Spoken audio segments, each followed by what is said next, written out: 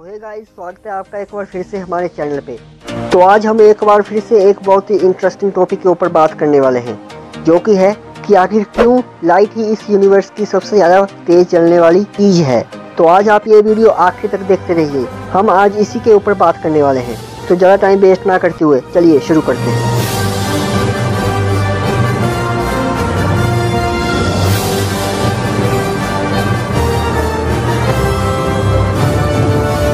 तो ऐसा क्यों है कि लाइट ही सबसे ज़्यादा फास्ट है, उससे ज़्यादा कोई चीज़ चल नहीं सकती।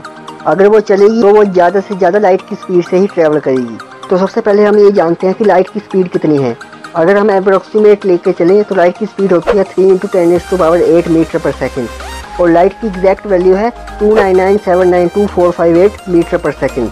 तो जैसा कि हम जानते हैं कि लाइट के पार्टिकल्स होते हैं फोटोन्स, जो कि बिल्कुल मासलेस होते हैं। और अगर कोई चीज़ जिसका अपना कोई मास या भार या कोई आकार है, तो वो कभी भी फोटोन या लाइट की स्पीड के पास नहीं पहुंच पाएगी। लेकिन अगर हम किसी चीज़ को मासलेस भी कर दें तो वो सिर्फ और सिर्फ लाइट की स्पीड से ही ट्रैवल कर सकती हैं। तो आज हम यही जानेंगे कि क्यों कोई चीज़ लाइट की स्पीड से फास्ट ट्रैवल नहीं कर सकती, और क्यों आइंस्टाइन ने लाइट की स्पीड को इस यूनिवर्स की लिमिट बताया है। तो ये जानने से पहले हमें ये जानना होगा कि what is God particle. God particle क्या है? तो गॉड पार्टिकल्स को हम हिग्स बोसोन भी कहते हैं। तो ये हिग्स बोसोन एक हिग्स फील्ड है जो कि हिग्स जनरेट करता है। जैसे कि इस यूनिवर्स में कई सारी अलग अलग फील्ड है, जैसे electromagnetic field, gravitational field etcetera. तो हिग्स फील्ड भी इनमें से एक फील्ड है। तो इस फील्ड का काम क्या है? तो बेसिकली ये फील्ड किसी भी चीज़ को मास प्रदान करती है। इस यूनिवर्स में जितनी भी चीज़ें हैं, चाहे वो बड़ी से छोटी, चाहे वो बड़ी हो या छोटी, उन सभी चीज़ों को हिग्स फील्ड से ही मास मिला है। इस यूनिवर्स में कौन सी चीज़ कितनी ज़्यादा फास्ट चलेगी, ये हिग्स बोसोन ही डिसाइड करते हैं। वो कैसे? चलिए जानते हैं। तो हिग्स बोसोन एक तरह के पार्टिकल्स हैं जो कि इंटायर यूनिवर्स में फैले हुए हैं, जिन पार्टिकल्स का अपना कुछ थोड़ा थोड़ा मास है। तो जब कोई पार्टिकल इन हिग्स बोसोन के बीच में से जाता है, तो वो ये हिग्स बोसोन उसके साथ अटैच हो जाती है और उसे मास प्रदान करते हैं। इसका मतलब है कि जो चीज़ अपने साइज़ में जितनी ज़्यादा बड़ी होगी, उसको ये हिग्स बोसोन उतना ही ज़्यादा मास देंगे, और वो उतनी ही ज़्यादा बड़ी होगी और उसकी स्पीड उतनी ही ज़्यादा कम होगी। तो अगर हम बात फोटोन की करें, तो फोटोन एक पार्टिकल है जो कि बिल्कुल मासलेस है। तो वो मासलेस क्यों है? फोटोन मासलेस इसलिए है क्योंकि वो इन हिग्स बोसोन के बीच में बिना कोई डिस्टर्बेंस के आसानी से बीच में से चला जाता है, और इसके साथ कोई भी हिग्स बोसोन का पार्टिकल अटैच नहीं होता, जिससे इसका जरा भी मास नहीं होता। इसीलिए फोटोन इन सभी पार्टिकल्स में से ज़्यादा तेज़ी से ट्रैवल कर सकते हैं, क्योंकि वो इन हिग्स बोसोन के पार्टिकल्स में से आसानी से ट्रैवल कर जाते हैं। अगर हम रियलिटी में बात करें तो हर एक पार्टिकल मासलेस होता है, उसका कोई भी मास नहीं होता। ये हिग्स बोसोन ही है जो उसे मास प्रदान करते हैं, जिसके कारण वो अपने मास ले पाता है। तो अगर ये हिग्स फील्ड इस यूनिवर्स में ना हो तो ये यूनिवर्स ही नहीं होगा।